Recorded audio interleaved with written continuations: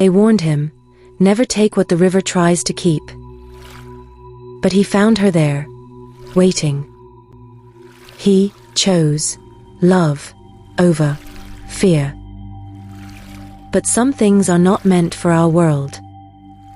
The river will always come after its own. Mabali had fished that lake since he was a boy, but that morning, the water felt different. Still, watching. He was paddling through the lilies when he saw her, not moving, not breathing, just floating beneath the surface with silver chains on her ankles and a shell bracelet glowing on her wrist. They say he should have left her there, but he didn't. From the moment he carried her out of the water, the lake never forgave him. You're watching our KO Tales. Subscribe and join the family. The village of Casuala sat like a forgotten jewel beside the great lake, a place where time moved slowly, and people spoke to the water before they drank from it.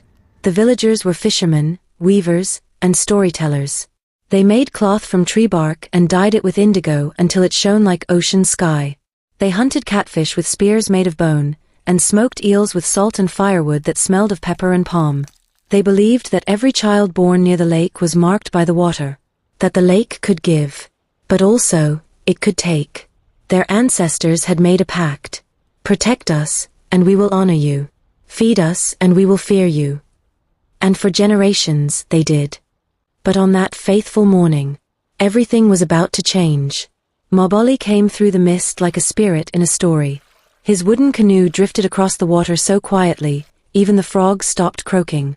He stepped out barefoot, dripping lake water, arms wrapped tightly around a woman no one had ever seen.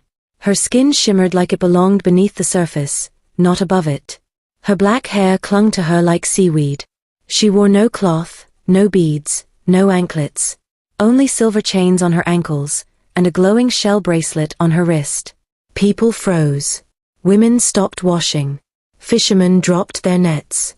Even the children backed away from the goats they'd been chasing. Eyes widened. Lips whispered. The name of the lake was spoken again and again, under breath. Is she dead? No, she bret. Is she real? She doesn't blink. What is that on her wrist? It's glowing. Why did the lake send her back? No one moved to stop Mabali. They simply stepped back, clearing a path as if their feet knew something their mouths could not say. He took her home, to his hut, wrapped her in his father's old wrapper, laid her on the mat, sat beside her, and waited. That night, the lake did something it had never done. It rose, not in anger, not in thunder, but quietly, like a hand slipping into a pocket.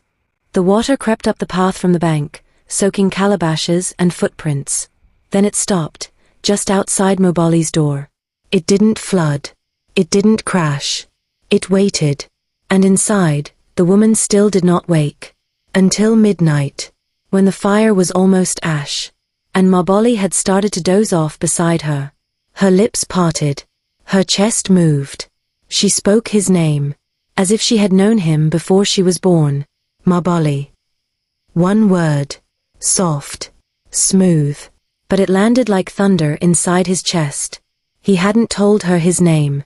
No one had. She hadn't even opened her eyes until now. And yet, she said it as if it had always belonged to her. Mabali stared. She was no longer cold. Her skin had warmth now, almost too much. Her breathing was slow, but strange. Too quiet. Too smooth. Like the wind when it passes over water. He reached toward her slowly, unsure if she'd vanish like mist. But she didn't. She looked at him with still green eyes, unblinking. Eyes that held weight. Eyes that didn't seem to belong to someone just waking, but to someone who had seen everything. And then she asked, "Where is the lake?" For 3 days, she said nothing more. She sat in silence on Mabali's mat, watched the shadows move across the wall, bathed slowly with the water he fetched, and listened, always listened, to the sound of the lake. She ate little. She barely slept. But she was never tired. And her breath, always smooth, like waves that knew no storm. The villagers began to talk louder now. She came from the lake. She wears chains like the cursed ones. That bracelet glows at night. What if she's not human? What if the lake wants her back? The elders met beneath the Iroko tree, and though none would dare say it aloud, they all remembered the last time the water sent someone back, and how it ended. But Mabali didn't listen to them. He brought her mangoes. He told her stories. He even showed her his father's carved canoe, the one he'd made before the sickness came and took his father. She never laughed. Not once. But when he smiled, she smiled too, soft, as if remembering something ancient, something buried. On the fourth night, she spoke again. What do your people fear about me? Mabali stirred the fire with a stick. They fear what they don't understand. Lisanna turned to face him fully. Her green eyes glowed in the firelight. Then they will fear forever. Mabali looked at her. She was beautiful, but not just in the way of women. She moved like water. She breathed like tide. And her silence held too many answers she would not speak. Are you one of them? He asked quietly. A mermaid? She didn't blink. If I was, would you still keep me? He whispered. She touched the bracelet. It glowed again. Just once. Then faded. Thank you for saving me and bringing me to your village. Mabali smiled. But every time he asked her how she got there and where she came from, she only replied saying, something are better left unsaid. But one night, as Mabali slept, Lisanna stood by the water again. She didn't touch it. She only watched. And from beneath the waves, something watched back.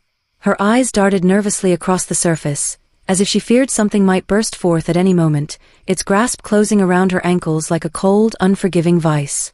The thought sent a shiver down her spine, and she took a step back, her heart racing with every lapping wave. What was she running from? Or what was running after her? The darkness seemed to press in, making her skin crawl. Suddenly, the water rippled, and Lisanga's breath caught. She ran back into the hut. As days turned to weeks and weeks to months, Lisanna was no longer just the woman Mabali pulled from the lake. She had become a part of him, quietly, completely. In the mornings, she walked beside him to the stream. By midday, she helped rinse fish with the village women, though they never spoke to her. And in the evenings, she sat by the fire, learning his laughter, sharing his silence. Mabali, once a man of few words, now smiled more. And when he touched her, even the lake seemed to pause. Then one day, they went to the market together. The moment Lisanna stepped into the open square, all conversation fell into murmurs. That's her, the one he found in the water. Does she not bleed like us? She wears chains and glows at night, but now she buys tomatoes? Eyes followed her every step. Mouths smiled with suspicion. And in the crowd, one pair of eyes burned hotter than the sun. Her name was Nafula. Strong. Proud. The woman chosen for Mabali long before Lisanna ever rose from the lake. Her family had already paid part of her bride price. Her future was written. Until Mabali said no. Now, he brought fruit to the river woman. Now, he carved her bracelets and carried her basket. Nafula did not cry. She watched. She listened. And in her heart, jealousy twisted into something darker. Nafula began to ask questions. Who was she? Why was she chained? What magic keeps her here? She sought out the village's elderly seer, a keeper of ancient knowledge and secrets. The old seer listened intently as Nafula described the mysterious woman chained beneath the lake. The seer's eyes narrowed, and they began to speak in hushed tones. Her kind were not meant to live on land, the seer muttered, as if recalling a long-forgotten tale. Nafula's curiosity was piqued. She pressed for more information, and the seer shared whispers of a dark history. A dying hunter's testimony corroborated the story, revealing he'd seen silver eyes gleaming in the depths. Then, the seer spoke words that sent shivers down Nafula's spine. She was banished. Thrown into the lake by her own people. Left to die. Her crime was she refused to get married to a merman old enough to be her grandfather. The weight of the seer's words hung in the air, leaving Nafula with more questions than answers. What kind of culture was that, so punishable by death? And what lay beneath the lake's surface, waiting to be uncovered? Nafula couldn't sleep that night. Her mind was racing with thoughts of revenge against the woman who had stolen her man. She tossed and turned, her heart burning with anger and hurt. Finally, she couldn't take it anymore. She waited until the village was quiet, then snuck down to the lake and stole a canoe. As she paddled beyond the mangroves, the darkness seemed to swallow her whole. The water's edge lapped gently against the wooden hull, but Nafula's heart was pounding in her chest. She kept going, driven by her emotions. The lake's waters grew deeper, and the wind died down. The stars above twinkled like diamonds, but Nafula didn't feel calm. She felt a sense of foreboding, like something was watching her from beneath the surface. Suddenly, the water began to churn and bubble. Nafula's heart skipped a beat as mermaids emerged from the depths. Their skin shone like pearls in the moonlight, and their eyes glowed with an otherworldly light. Nafula didn't scream. Instead, she bowed her head and spoke in a shaky voice. "I know where your exile is hiding. I know you think she's dead, but she's alive. She's living with the man I love, and I can bring her back to you. But I want something in return." A scar-faced mermaid swam forward, her eyes narrowing. "What do you want, land girl?" she asked in a voice that sent shivers down Nafula's spine. Nafula took a deep breath and spoke in a steady voice. "I want the man she loves. I want him back, no matter the cost." The mermaids looked at each other, their faces unreadable. Then, the scar-faced mermaid spoke again. "You don't know what you're dealing with, land girl. We're not to be trifled with.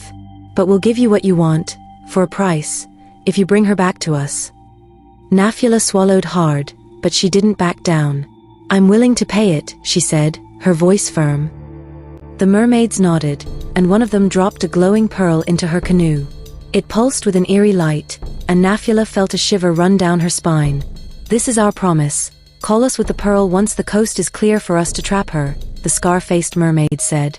"We'll make an enchanted spell on the man you want for him to love you. But be warned, land girl, you can't escape the consequences of your actions." As the mermaids disappeared into the darkness, Nafula felt a sense of unease. She had made a deal with creatures of the deep, and she didn't know what lay ahead. But she was determined to get what she wanted, no matter the cost. Lisanga's hands trembled as she wrapped them around her belly, the gentle curve of her figure now slightly pronounced. It had been 3 months since Mabali rescued her from the river's wrath, and since then, they had lived together in quiet intimacy, lovers bound by survival and slowly blooming trust. Weeks of suspicion had given way to morning sickness and fatigue, confirming what she feared, and longed to believe, she was pregnant. A storm of emotions swirled within her, joy, fear, uncertainty, and the weight of an uncertain tradition. Standing by the river, the wind whispered secrets in her ear, and the water lapped gently against the shore, as though offering comfort. A fragile peace washed over her, knowing Mabali's child grew within her. But in their land, a child born outside wedlock meant shame, especially for a woman. She took a steadying breath and turned toward the hut where Mabali sat, weaving a net with care. "Mabali," she whispered. He looked up, concerned by her tone. "What is it, Lisana?" Her heart galloped. "I'm pregnant." His hands froze. Silence. Then slowly, his expression shifted from disbelief to wonder. You're pregnant?" She nodded, barely holding his gaze. "Yes." And then, as if the sun broke through a storm, Mabali smiled. "A soft, reverent thing. We're going to have a baby?" Lisana exhaled, nodding again. "Yes, we are." With a sudden joy, he rose and pulled her into a tight embrace. "I'm going to be a father," he whispered, as if tasting the words for the first time. As they clung to each other, joy bloomed between them, but so did the shadow of what must come next. Pulling back, Mabali's face sobered. "We need to talk about our future," he said. "About getting married, starting a family the right way." Lisana placed her forehead against his. "I know," she said. "Whatever comes, I'm ready, as long as we face it together." When word spread through the village about Mabali's intentions to marry Lisana and her pregnancy, but the village of Casuala did not welcome this news. Word spread like wildfire. Old women at the well fell silent when she walked by. Men spat onto the earth. The elders gathered under the old Iroko tree. They debated and spat and knocked their staffs against the roots. This woman was found in chains, they said. Her eyes glow like the deep. What will she bring forth, a child or a curse? But tradition was tradition. No woman could bear a child without a wedding, or the ancestors would rise, angry and hungry for blood. So the elders set their price. 3 sacred rites. So they set the conditions, harsh, almost impossible. First, he must bring sacred palm wine from the eastern grove, pressed before dawn, blessed by the old spirits. Second, he must gift her a bridal wrapper dyed in hibiscus and indigo, proof of blood and life. Third, he must present a fat goat for sacrifice, to show he could feed not just a wife, but a family. And on their wedding night, the oldest elder intoned, "She will bathe in the river at moonrise, so we see she bleeds like us. Like us." The village watched Maboli with hard eyes. Many believed he would fail. Some wanted him to. But Maboli worked like a man possessed. He rose before dawn to tap the sacred palms, watching spirits slip between the trees. He traded every fish he caught for dye and cloth. He hunted a wild goat in the forest alone, his spear striking true at last after many failed nights. His hands blistered. His feet bled. But he refused to stop. And Lisana. Her belly swelled quickly. 6 months along. Her back ached. She hummed lullabies in a language no one understood. When he returned each day, she would hold him, eyes wet, chains clicking faintly at her ankles. The village gossiped louder. Suspicion growing with her belly. "It grows too fast. That is no normal child. He's bringing ruin to us." But he ignored them all. And he loved her more fiercely for every cruel word he heard. Nafula watched. She had once imagined herself in Lasanga's place, carrying his child, weaving his cloth, smiling in his arms. But Maboli had turned from her. She felt bitterness bloom like poison in her chest. But she was clever. She hid it well. She began to visit Lisana during the days, bringing smoked fish, offering to wash clothes at the riverside, smiling with false warmth. "Let me help," she would say sweetly. "We're sisters now." Lisana, too trusting, let her come. Maboli was grateful for the help. He didn't see the way Nafula's eyes lingered on the Sanga's shell bracelet, or the way she studied the glowing pearl she kept hidden in a calabash. Because Nafula had a plan. A dark bargain. Many nights she slipped to the lakeshore, whispering into the waves. "She is still here. She belongs to you. Take her." The water listened. Currents twisted. Something old and angry heard. But they would wait. For the right moment.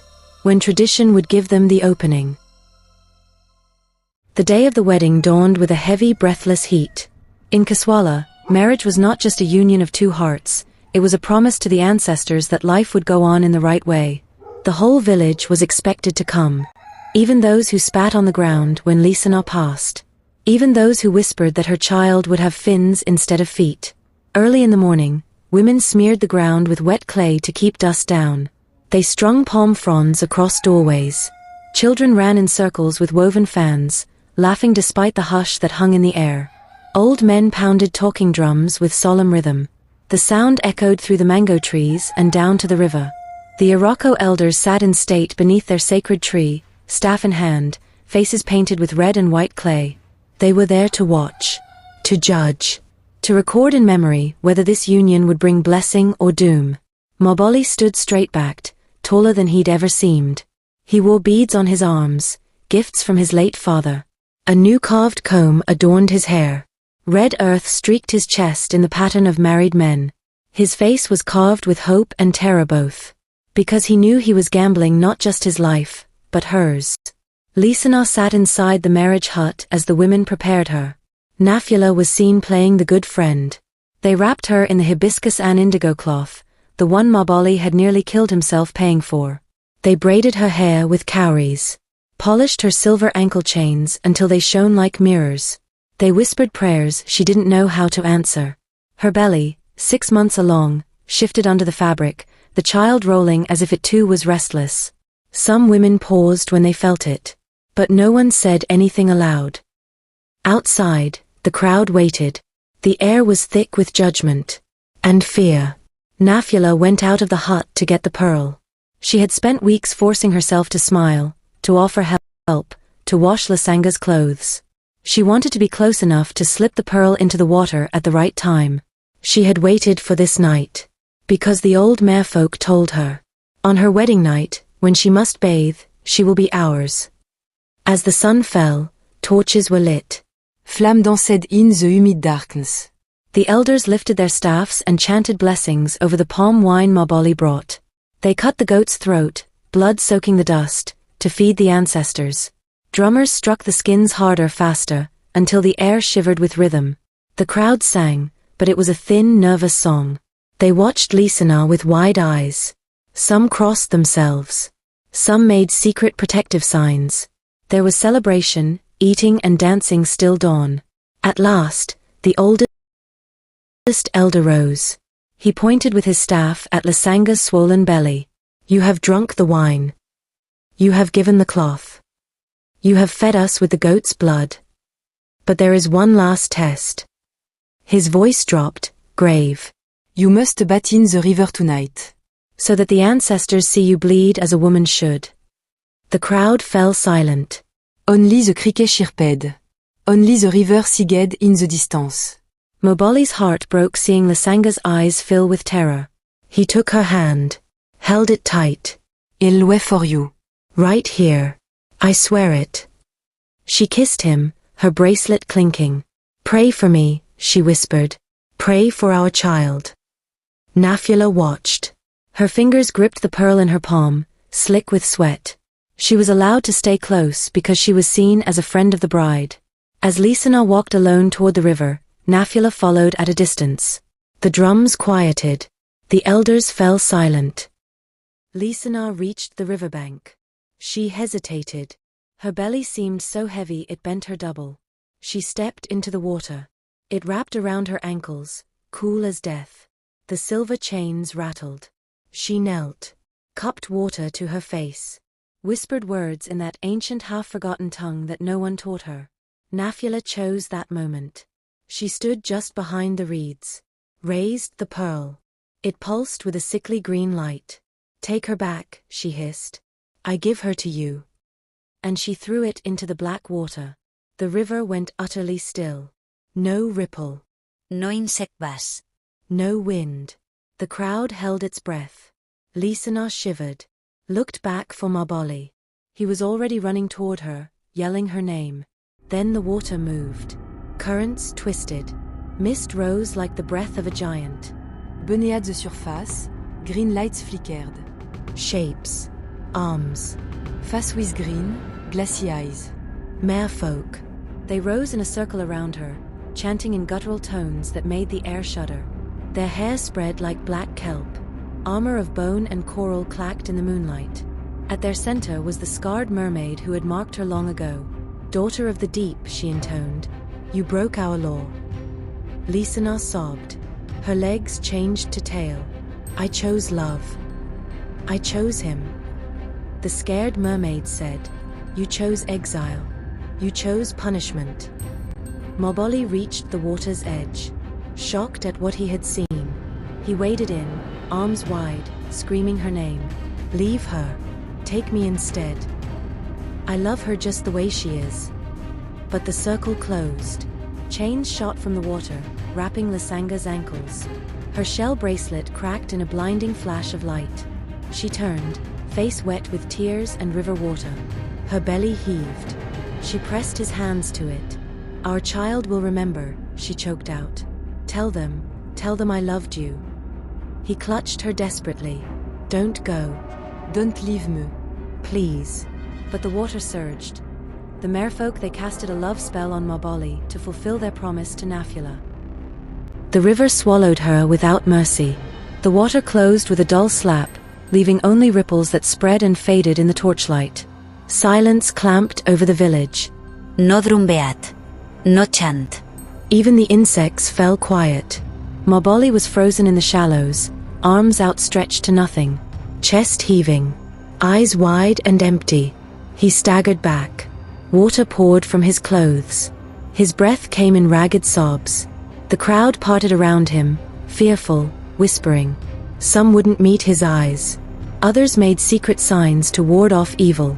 Nafula watched from the edge of the gathering. Her fingers trembled, not with fear, but with the shock of her success. She drew a deep breath, smoothed her wrapper, and ran to him.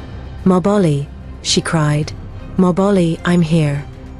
She threw her arms around him, pressed her face to his chest, hiding her triumphant smile in his wet, shaking body. He didn't hug her back, but he didn't push her away. His eyes stared over her shoulder at the dark, silent river. Behind them, the elders lowered their staffs. Women gathered their children. Men shook their heads and spat into the dust. The torches flickered in the damp wind, casting long, twisting shadows on the sand. Somewhere in the black water, something moved and was gone. And so, on the night meant to seal their union, the villagers of Casuala watched as Moboli lost his bride to the river, and fell into Nafula's waiting arms.